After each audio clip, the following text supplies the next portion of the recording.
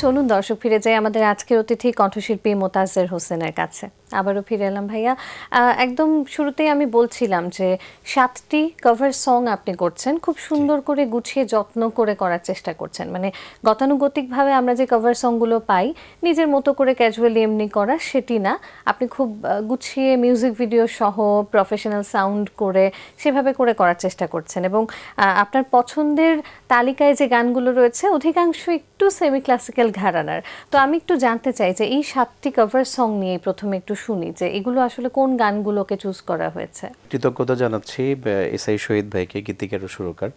উনি বেসিক্যালি আসলে আমাকে এই গান, মৌলিক গান অথবা হলো যে কভার সংগুলো এগুলো করার জন্য উৎসাহ দিয়েছেন এবং আমি অলরেডি 7টা কভার সঙের কাজ শেষ করেছি। একটা গান মানে ভাইয়ার যে ওয়াইফ, ওনার সঙ্গে আমি একটা করেছি, উনিরও কথা শুনে। তো বেসিক্যালি যে গানগুলো বাংলাদেশের বা এই উপমহাদেশের সবচেয়ে কালজয়ী, যে হেমন্ত মুখোপাধ্যায়, তারপর ছিল কিশোর কুমার, ওদের গানগুলি নিয়েই আমরা আসলে ওদেরকে ট্রিবিউট করে কাভার সং করছি আর কি। আর প্রথম টার্গেটটা ছিল যে আমি যে গানটা করব, আমি যখন দর্শকদের সামনে নিজেকে উপস্থাপন করব, যে আমি একদম ওয়েল অর্গানাইজড ওয়েতে যাতে করতে পারি, সেই কারণে একটু সময় নিচ্ছি আস্তে আস্তে।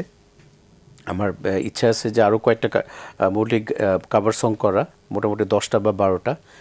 ওই গানগুলো শেষ করার পরে আমরা একটা ইউটিউব চ্যানেল আমার নিজের আছে এবং অন্যান্য যে ফেসবুক বা টুইটার বা যেভাবে হয় আর কি, যে মিডিয়াগুলো আছে ওই মিডিয়াগুলোতে একযোগে আমরা ইনশাল্লাহ এটা স্টার্ট করব।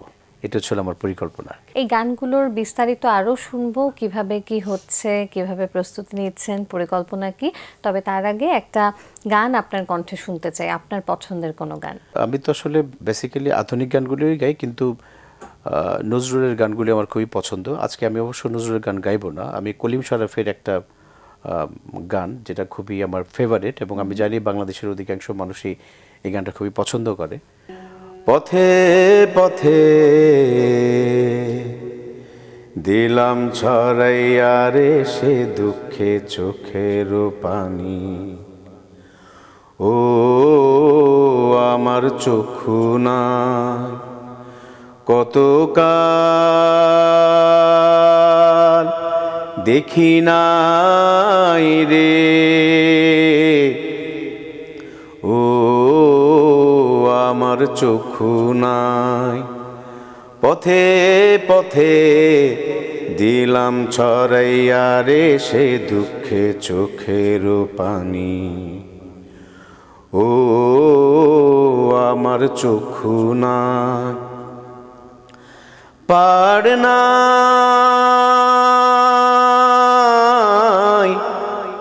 ও তার কিনারে নাই, ঘর নাই ও মোর জন নাই, তবু দিলাম ভাঙা নাই অথই সায়র পাড়ি, ছেড়া পালে আমার হাওয়া নাই রে,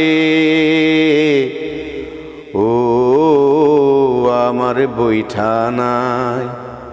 পথে পথে দিলাম ছড়াইয়া রে সে দুঃখে চোখের পানি, ও আমার বৈঠা নাই। এত দরদ নিয়ে আপনি গান করছিলেন, শুনতে শুনতে মনে হচ্ছিল যে এই মানুষটা একেবারে পুরো দমে সঙ্গীত শিল্পী আসলে হলো না কেন। এবারে ফিরে যাই সেই না হওয়ার গল্পে। একদম ছোটবেলায় যখন শুরু হয়েছিল গানের প্রতি ভালোবাসা, ভালো লাগা, কিভাবে আসলে শুরু হয়েছিল? আমার মানে পরিবারটা আসলে মধ্যবিত্ত পরিবার। আমার বাবা ছোটবেলা থেকেই আসলে ওই মেহেদী হাসানের গানগুলো বেশি শুনতেন। আমাদের ফ্যামিলিতে সবাই মেহেদী হাসানের গান খুবই পছন্দ করে। তো ছোটোবেলায় যখন আমার মানে যখন আমি বুঝতেই শিখছি তখন থেকে কিন্তু আমরা মেহেদী হাসানের গান শুনছি। এবং আপনি জানেন না যে আমরা ছোটোবেলায় পাড়ায় মহল্লায় সবসময় যেমন হিন্দি গান বা উর্দু গানে যে মেহেদী হাসানের গান, এই গানগুলির কিন্তু প্রচলনটা একটু বেশি ছিল, একটু গজল আঙ্গিকের গজল। হ্যাঁ, এই কারণে আবার ওই যে ক্লাসিক্যাল ঘরানার যে সঙ্গীতগুলো ছিল এটার প্রতি আমার একটা আগ্রহ জন্মে।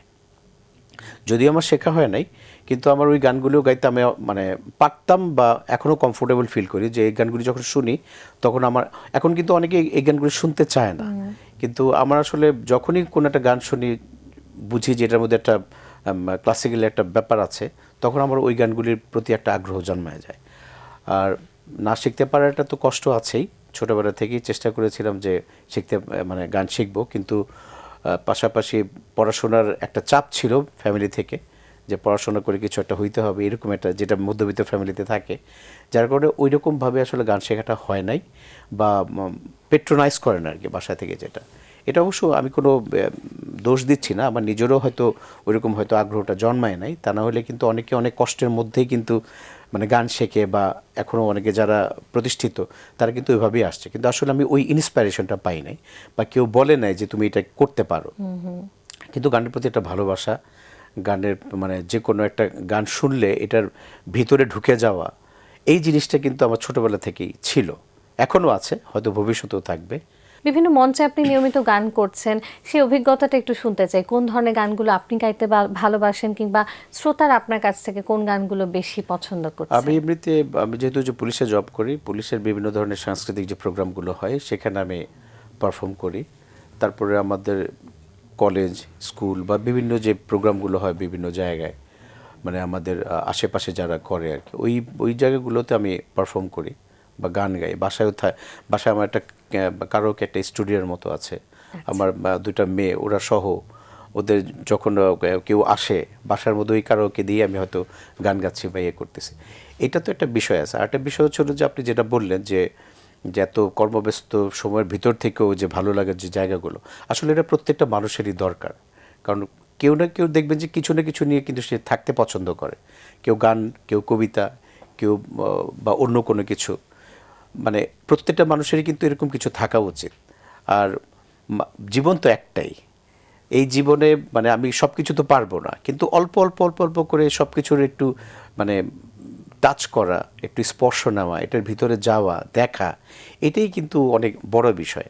আমি বড় সঙ্গীত শিল্পী হবে এটার কোনো আমার ইয়ে নাই, টার্গেট নাই যে সবাই আমাকে চিনবে, জানবে, মানে হাজার হাজার মানুষ আমার গান শুনতে পাগল হয়ে যাচ্ছে, বিষয়টা এরকম না। আমার নিজের ভালো লাগা থেকে কিন্তু গানটা গাই, অন্তরের খোরাক থেকেই। অন্তরের এবং খোরাক থেকে। সুযোগ থাকলে কেন এই অপূর্ণতা নিয়ে আসলে জীবনটা বাঁচবো, মানে সুযোগ যেহেতু আছে, হ্যাঁ, এই হ্যাঁ। সুরের আকাঙ্ক্ষাটা আসলে পূর্ণ করা। Right, right, আমরা আরো আড্ডা দেব, তবে এই পর্যায়ে একটা গান শুনতে চাই। আমি যে কাভার গুলো করছিলাম সেগুলো তো হেমন্তর গানগুলো আর কি বেশি।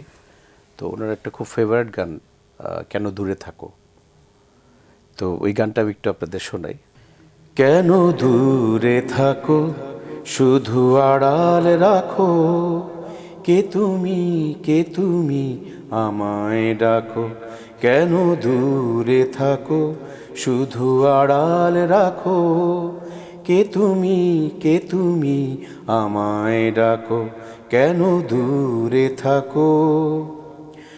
মনে হয় তবু বারে বারে, এই বুঝি এলে মোর দ্বারে, মনে হয় তবু বারে বারে, এই বুঝি এলে মোর দ্বারে, সে মধুর স্বপ্ন ভেঙো নাকো, কেন দূরে থাকো, শুধু আড়াল রাখো, কে তুমি আমায় ডাকো, কেন দূরে থাকো। বাহ, এবার শুনতে চাই যে এত এত গানগুলো করছেন, প্রস্তুতি কিভাবে নিচ্ছেন? আমি শুনেছি আপনার কাছ থেকে একটুখানি যে বিভিন্ন উস্তাদ কিংবা সঙ্গীত শিক্ষক যারা রয়েছেন তাদের কাছ থেকে কিছুটা তালিম নেওয়া চেষ্টা করা হচ্ছে, আপনার কাছ থেকে একটু শুনবো। আমি এমনিতে প্রথম অনেক আগে, মানে যখন আমি ইউনিভার্সিটিতে পড়তাম তখন বাফাতে ভর্তি হয়েছিলাম, বুলবুল ললিতকলা একাডেমি, নজরুল সঙ্গীত এরিয়াতে। তো ওইখানে যখন যাই তখন যেটা হয় আর কি, যে ব্যস্ততার কারণে, আমার বাসা তো ছিল নারায়ণগঞ্জ থেকে মানে ধানমন্ডি পর্যন্ত আসা যাওয়া, এটা একটা ঝামেলা ছিল, এই কারণে আসলে আসাও হয় নাই, শেখাও হয় নাই। এখন আমি কয়েকজন আমার ওস্তাদ পরিচিত আছে, ওনাদের সঙ্গে আমার নিয়মিত বসা হয়, ওনাদের কাছ থেকে আমি তালিম নেই, প্রাতিষ্ঠানিকভাবে না, ওনারা বাসায় আসে অথবা আমি ওনাদের বাসায় যাই, গানটা চর্চা করি, বলি যে কোথায় কীভাবে সুরটা আসলে লাগলে ঠিক আছে। তো ওনারা এই জিনিসগুলো দেখায় দেন, বোঝায় দেন। আমি তাদের প্রতি আসলে কৃতজ্ঞ যে ওনারা আমার যে 7টা কাভার সং, এই কাভার সংগুলির পেছনে ওনাদের অবদান সবচেয়ে বেশি। কারণ যখন আমি গাইতাম তখন আমার কিছু উচ্চারণের সমস্যা ছিল, যে মানে আমি বুঝতাম না, কিন্তু যারা শোনে তারা কিন্তু ঠিকই বুঝতে পারে। তো এই বিষয়গুলো, যে ছোট ছোট বিষয়গুলো ধরিয়ে দেওয়া, এই জিনিসগুলোর জন্য আমি আসলে ওনাদের প্রতি কৃতজ্ঞ। এবং এই বিষয়গুলি কিন্তু খুব ইম্পর্টেন্ট, কারণ আপনি একটা গান জানেন কিন্তু আপনার যখন ওটা সুর লাগবে না, সুরটা আপনি কিন্তু ভালো শিল্পী, গলাও সুন্দর, কিন্তু যদি সুরটা না লাগে অথবা আপনার যদি শব্দগত কোনো একটা সমস্যা হয়ে যায়, তখন কিন্তু গানের আর কোনো আবেদন থাকে না। তো ওই জিনিসটা আর কি ওনাদের কাছ থেকে আমি সবচেয়ে বেশি শিখেছি, আসলে একটা গান গাইলে এটার পরিবেশনা যেটা, সেই পরিবেশনটা কিভাবে হলে মানে সবার কাছে শ্রুতিমধুর হয়। কভার সং যে 7টি এই মুহূর্তে যেগুলোর প্রস্তুতি চলছে, সেগুলো নিয়ে মিউজিক ভিডিওর পরিকল্পনা কেমন? কভার সং তো সবগুলো শেষ হয়ে গেছে, এখন আমরা সিলেকশনে আছে যে কোথায় আমরা শ্যুট করব আর কি। তো মোটামুটি শুটিংয়ের জায়গাটাও আমরা ঠিক করে ফেলেছি। একটু সামনে তো একটু নির্বাচন, এই কারণে আমরা একটু মানে বিজি আছি। ধীরেই করা হ্যাঁ, হচ্ছে। একটু আস্তে আস্তে করব আর কি। আচ্ছা, যাক, আমরা আশা করতে পারি যে এই নতুন বছরেই আমরা শীঘ্রই আপনার এই গানগুলো শীঘ্রই প্রথম দিকে অথবা মাঝামাঝিতে ইনশাআল্লাহ আপনারা দেখতে পাবেন যে আমাদের কভার সংগুলো চলে আসছে। সেই সাথে আপনার মৌলিক গানেরও প্রস্তুতি চলছে, 4টি মৌলিক গান, এবং এই 4টি গানের মধ্যে 4টিরই সুর করেছেন শহীদ ভাই। জি। আর এছাড়াও আরো সোহাগ ভাই ছিল 2টা গান করেছেন, লিখেছেন শহীদ ভাই, 2টা গান ছিল সোহাগ ভাই। হ্যাঁ, এই গানগুলোর প্রস্তুতি কেমন চলছে? এই গানগুলোর প্রস্তুতিও চলছে মানে ধীরে ধীরে, কারণ মানে অফিস টফিস করার পরে 1 ঘন্টা 1.5 ঘন্টা যে সময়টা পাই ওইটাই আর কি দেওয়ার চেষ্টা করি। অনেক সময় দেওয়া হয় না, কোনো দিন পারি, কোনো দিন পারি না, এরকমভাবেই চলছে আর কি। তবে এই মৌলিক গানগুলোর আসলে সবচেয়ে বড় বিষয়টা হলো, যখন আমি এটা কমপ্লিট করতে পারবো, আমি আশা করি যে সবাই শুনে এটা খুব মানে ভালো লাগবে আর কি। মানে ওনাদের গানের যে লিরিক্স বা কথা, তারপর ছিল যে সুর বা সুরের যে বৈচিত্র্য, এই বৈচিত্র্যগুলি আসলে আমার একটু ধরতে প্রথম দিকে একটু অসুবিধা হচ্ছিল। এখন আমি মোটামুটি একটু মানে বুঝতে পারছি আসলে ওনারা কী ধরনের ইয়েটা চান। তো চেষ্টা করছি আর কি, যে ওনারা যেটা চান আর আমার চাওয়াটা, দুইটা যাতে একটা ভালো মেলবন্ধন হয়। আর সেই সাথে এগুলোর জন্য তো মিউজিক ভিডিওর একটা ভালো প্রস্তুতি নিশ্চয়ই রয়েছে, কারণ এখন সময়টা তো আসলে মিউজিক ভিডিওরই যেহেতু। রাইট। হ্যাঁ, সেগুলো মিউজিক ভিডিওর কাজ চলছে। আমরা প্রথম দিকে মানে ভেন্যু সিলেকশনটা একটা ইম্পর্টেন্ট জিনিস ছিল, সেটা আমরা করে ফেলেছি। এখন আমরা শুধু এক্সিকিউশনে যাব আর কি। আমরা তো সেই প্রত্যাশা নিয়ে আসলে গানগুলো করি যেন মানুষের কাছে পৌঁছানো যায়। তবে তারপরেও একজন শিল্পীর মধ্যে কিন্তু কিছু বিষয় থাকে যে তার গানের প্রতি তার নিজের কিছু একান্ত নিজের যত্নের কিছু বিষয় থাকে, অথবা প্রাধান্য দেওয়ার কিছু জায়গা থাকে। আপনার গানের ক্ষেত্রে আপনি কোন বিষয়গুলোকে একটু প্রাধান্য দেওয়ার চেষ্টা করেন? আমি সবসময় প্রেফারেন্স করি হচ্ছিল শ্যুটটা, মানে মেহেদী হাসান অথবা হচ্ছে ধরেন নিয়াজ মোহাম্মদ চৌধুরী, ওনাদের যে গানগুলো, এই গানগুলোর মধ্যে কথার থেকে ওনাদের সুরের যে ভ্যারিয়েশনটা, এটা কিন্তু সবচেয়ে বেশি আকর্ষণ করে মানুষের। কারণ আপনি এখনও পর্যন্ত মানুষ গজল শোনে কেন? শোনে হচ্ছে না শুধুমাত্র রিলিক্সের জন্য না, ওই সুরটার কারণে। কারণ যেই সুর এবং আবেদনটা, ওই অনেকে কিন্তু উর্দুটা বোঝেও না, কিন্তু সুরটা কিন্তু সে ঠিকই বোঝে, যার কারণে সে কিন্তু শোনে।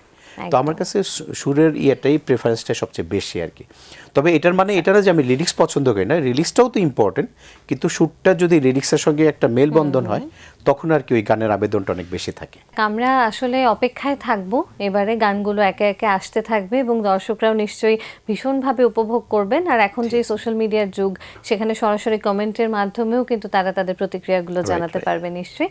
আপনাকে অনেক অনেক ধন্যবাদ আমাদের আজকের এই আয়োজনে আসার জন্য। আমরা শেষ করবো একটা গান শুনতে শুনতে, তার আগে আমি একটু বিদায় নিয়ে নিচ্ছি।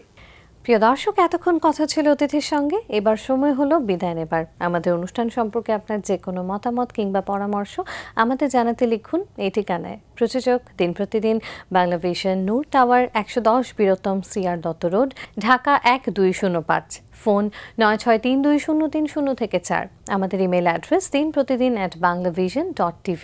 গ্রিক দার্শনিক অ্যারিস্টটলের একটি উক্তি বলে বিদায় নিচ্ছি আজ। তিনি বলেছেন, মধ্যবিত্ত নাগরিকদের নিয়েই সবচেয়ে ভালো রাজনৈতিক সম্প্রদায় গড়ে ওঠে। প্রিয় দর্শক, সবাই ভালো থাকুন, সুস্থ ও সুন্দর থাকুন। আজ সারাদিন সবার জন্য শুভ ও কল্যাণময় হোক। এবারে গান। এবার যে গানটা গাইবো সেটা ছিল পথ হারাবো বলি এবার পথে নেমেছে। এটার গায়কটা হচ্ছিল হেমন্ত মুখোপাধ্যায়, আর সুরকার হচ্ছিল সলিল চৌধুরী, গীতিকারও সলিল চৌধুরী। এই গানটা আমার আসলে খুবই ফেভারিট একটা গান, গাইবার চেষ্টা করছি। জি। পথ হারাবো বলেই এবার পথে নেমেছি, সোজা পথে ধাঁধায় আমি অনেক ধেঁধেছি। পথ হারাবো বলেই এবার পথে নেমেছি, সোজা পথের ধাঁধায় আমি অনেক ধেঁধেছি। পথ হারাবো বলেই এবার পথে নেমেছি। নিষেধের পাহাড়েতে ছিলেম রেখে ঢেকে, সে কখন গেছে ফিরে আমায় ডেকে ডেকে। নিষেধের পাহাড়েতে ছিলেম রেখে ঢেকে, সে কখন গেছে ফিরে আমায় ডেকে ডেকে। নয়ন মেলে পাবার আশায় অনেক কেঁদেছি, এই নয়নে পাবো বলে নয়ন মুদেছি। সোজা পথে ধাঁধায় আমি অনেক ধেঁধেছি, পথ হারাবো বলেই এবার পথে নেমেছি।